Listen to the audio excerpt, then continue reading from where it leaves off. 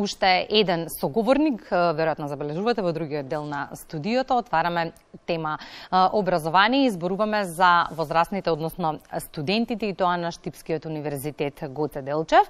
На број ги има околу 8.000, од кои 6.000 домашни и странски студенти се само во Штип. Враќањето на станските студенти во градот повторно ја актуализираше и темата за нивното сместување и неопходноста од изградба на студентски град, кој е всушност само една од темите на кои што утрово разговараме со ректорот на универзитетот, професор доктор Дејан Мираковски. Добро утро и добре ни дојдовте.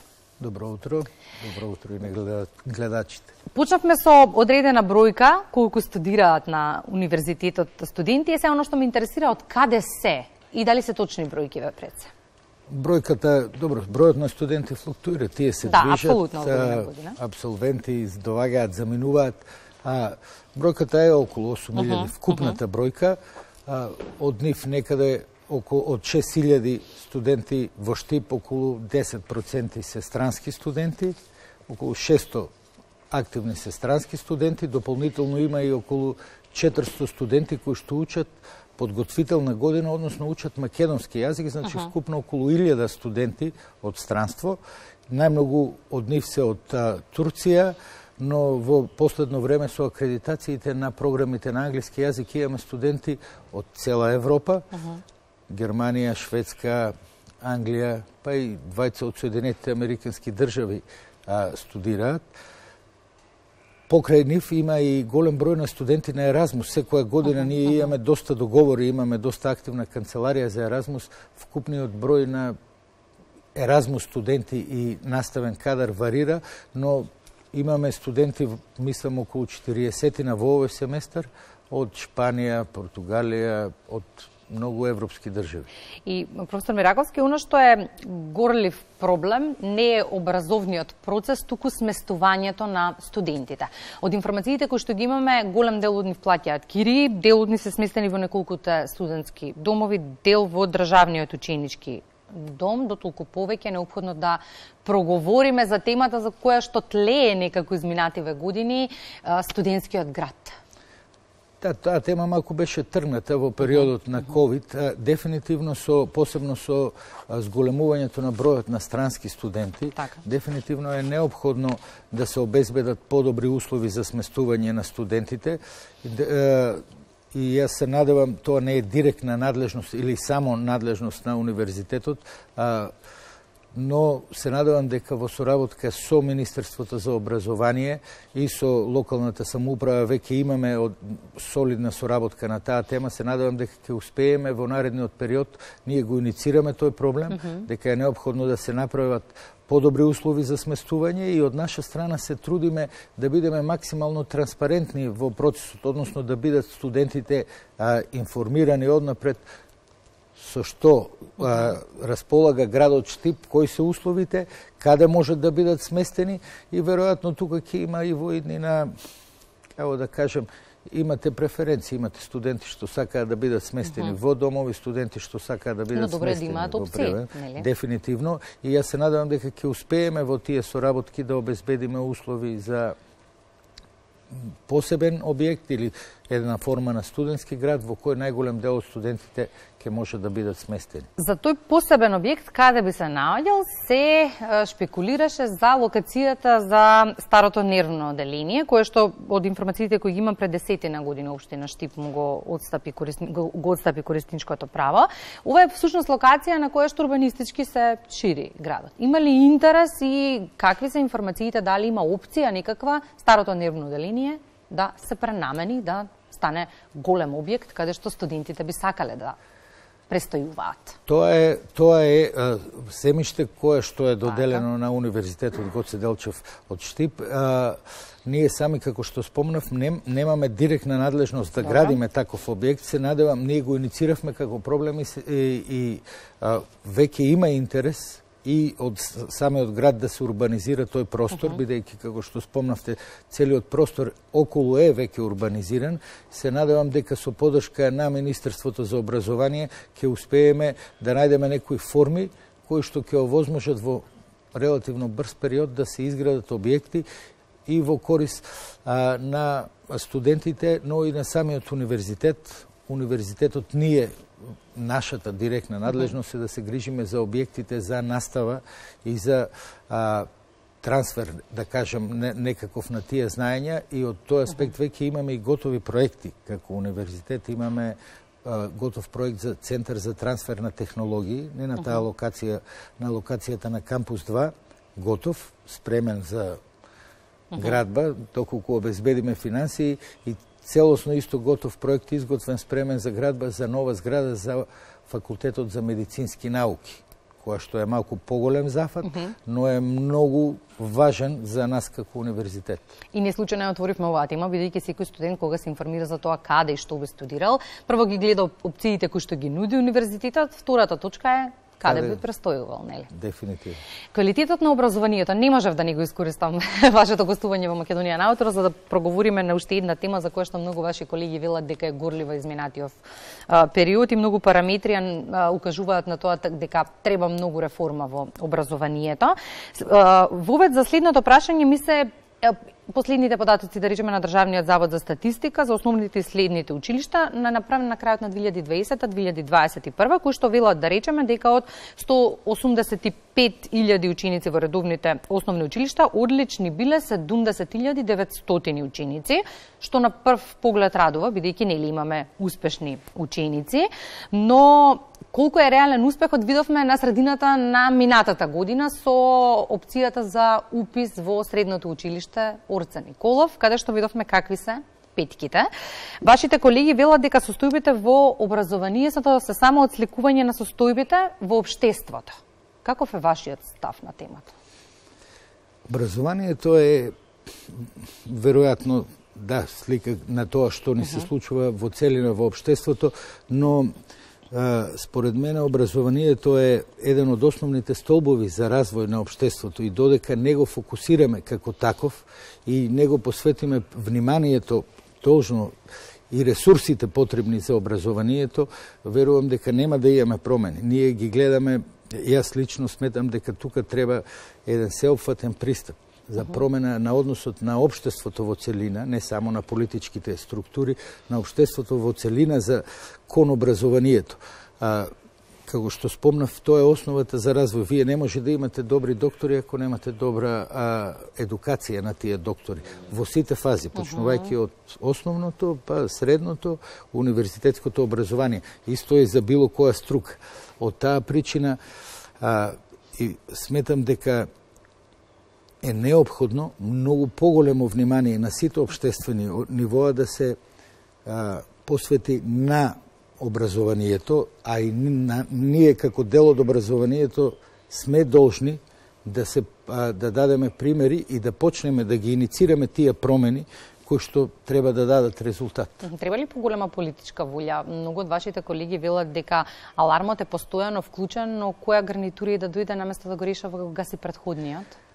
Политичка, спомнав, не само политичка, ни треба целосно рефокусирање на прво рефокусирање на пристапот кон образованието. Ние некако го ставаме као може да го имаме, и тоа неопходно е, но не е примерно, и секогаш има и за држава која што има малку ресурси, е тешко да издвоите ресурс за образованието, иако и за наука, например, за развој, иако според мене една од грешките у овој целиот период е токму за поставувањето на образованието. Доколку се насочат и политичките гарнитури и сите чинители у едно општество кон враќање на позицијата на образованието како есенцијална, како основна, сигурен сум дека ќе има промени, нема да бидат брзи во образованието, не може да се случи ништо на брзина, но верувам дека ако почнеме со ресурсите со кои што располагаме сега, можеме во релативно догледно време да видиме промени на сите нивоа. Пред се да се постават по професионален пристап во образованието, најдобрите студенти, најдобрите ученици да станат дел од тоа образование, верувам дека резултатите многу брзо со нивното инволвирање ќе ги видиме. Ја споменавме општата атмосфера, ја споменавме политичката и општа волја. Колку непочитувањето на образованието, недоволното наградување на наставниците, професорите, материјалите од кои што учат и студентите и учениците во основните и средните училишта придонесуваат за падот на квалитетот на образованието? Дефинитивно спомнав, немаме ресурси, а кога немате доволно ресурси, немате доволно внимание посветено,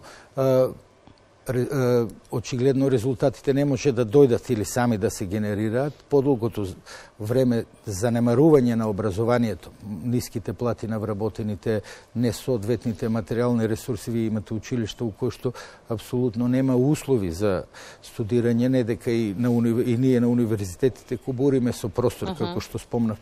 Потребна ни е целосно нова зграда за еден цел факултет кој што има 3000 студенти. Секаде во сите нивоа е слично. Неопходно ни е да имаме многу подобри ресурси, за да можеме да очекуваме поголеми ресурси, за да можеме да очекуваме и подобри резултати. Самите учебници се основата на образованието или материјалите од кои што учат студентите се основа на трансферот на знаења. За жал и тука имаме проблеми. Ние на нашиот универзитет, како позитивен пример, мора да го истакнеме, имаме подолг период систем на откупување на авторските права од страна на професорите кои што ги пишуваат учебниците и електронска публикација на учебниците бесплатна, целосно бесплатна за студентите. На тој начин ги избегнуваме сите тие можни асоцирани проблеми со купување на учебниците.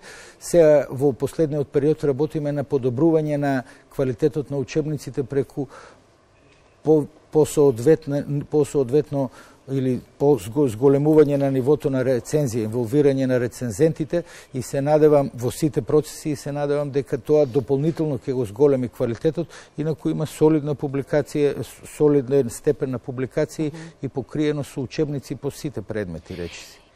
Пред 3 години со почетокот на пандемијата, па сега и економската и енергетска криза, се случи хаос во сите сегменти од живењето. Колку сите овие кризи се одразија на квалитетот на образованието на Универзитетот Гоце Делчев? Тоа беше криза која што не засегна сите и верувам го промени начинот на живот во сите сфери, вклучително и во образованието. За среќа, ако конкретно зборуваме за Универзитетот Гоце Делчев, ние веќе подолг период, како помлад и подинамичен универзитет, имавме системи за дигитално учење, односно трансфер на знаењата на далечина.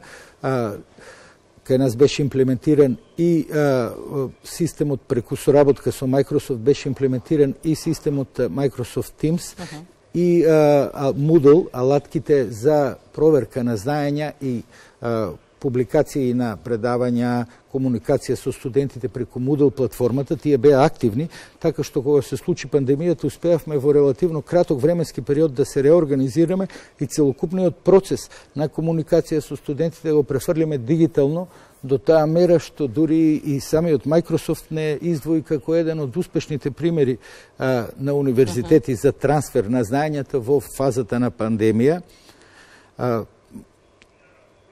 Тоа беше лош период, дефинитивно, но и период кој што не научи на многу работи. Научивме дека можеме технологијата побрзо да ја усвоиме отколку што мислевме дека можеме. Научивме и дека има многу корисни аспекти. Се надевам дека ќе ни овозможи тие знаења што ги стекнавме и денеска ги користиме и веројатно никогаш нема да се вратиме на истата на истиот начин, истиот пристап како порано. Сега активни останаа алатките за директна комуникација, па студентите можат многу полесно да комуницираат со професорите, не мора да чекате за консултации, не мора да чекате за разговор со професорот. Тие што не може да дојдат, може да го следат, обично правиме хибридни предавања, така што може да го следат онлайн предавањето. Одреден трансфер на одредени знаења е многу подобар кога ги правите преку дигитални алатки отколку преку класично предавање како катедра, така што проверката на знаење е исто подобрена, забрзана. Сега студентот не од дома, од кај нас може да полага тести да види што решил и за колку време го решил и која му е оценката. Коригирајте ме ако грешам, со тешко срце прифативме дигитализацијата, но тешко ни е сега да се откажеме од неа. Никако ги свативме придобивките и ни годат. Точно дека со тешко срце ја прифативме, голем дел од нас што не се директно инволвирани со дигиталните алатки, зборувам и од лично име, нема многу интерес да ги користат, но кога видовме кои се бенефити ги има, верувам дека тоа никогаш веќе нема да се тргне, напротив, усовршувањето на тие алатки е до таа мера, како што спомнав, ние веќе имаме организирано системи и сега проверките на знаење се вршат кај нас на универзитетот, во универзитетски простории, но со дигитални алатки. Работиме и на системи, донесете го вашиот уред, да студентите сами со нивните уреди можат да пристапат до платформа во рамки на универзитетските простории, да може да се врши проверка на знаење, решавање на задачи под контрола и слично. Сигурен сум дека тоа ќе остане дел од животот и големите универзитети, па и образованието у целина, многу повеќе ќе се потпира на овие алатки. Уште една тема сакам да отвориме во интерес на времето. Многу е важно што ќе научат студентите, но дали и тоа што ќе го научат ќе биде искористено, ќе може да се искористи на пазарот на трудот. Конкурентноста на студентите на пазарот на трудот по завршувањето на образованието е тема за која што многу се дискутира. Меѓутоа, не оставате на случајот и многу ме радува што активно работите на таа тема. Каква е соработката и со општините и со компаниите? Колку студентите кои што студираат кај вас по завршувањето на високото образование можат веднаш да се вклучат на пазарот на трудот? Ние имаме одлична соработка и со локалните самоуправи, и со локалната самоуправа во Штип и во сите градови каде што сме сместени во поголемиот дел со локалните самоуправи во источниот регион. Одлична соработка имаме и со голем број компании од различни области, со директна соработка медицинскиот факултет има со најголемите болници во државата, и приватни и државни. И таа соработка беше посебно засилена во периодите баш на пандемијата, беше посебно засилена. Таму се направија реформи кои што дадоа еден основа за многу побрз раст и во целина јас сметам дека студентите се одлично спремни за пазарот на трудот и голем дел од студентите уште во фазите на завршување на студирање се таргетираат од компаниите. Имаме неколку степени на неколку алатки кои му возможуваат на компаниите преку директно стипендирање, преку одредени настани да ги запознаат студентите и да ги регрутираат во нивните компании. Нашите студенти не само во Македонија, туку како што голем дел од нив заминуваат и во западните земји, работат, градат кариери. Сигурен сум дека лесно се вклучуваат на пазарот на трудот. Сега зависи од струката, но во основа проодноста на студентите и нивната вработливост е повеќе од висока. Тоа е целта на форумот за младинско учество на кој што се фокусирате, така? Форумот за младинско учество таргетира учество на идните студенти, во кои ние треба да ги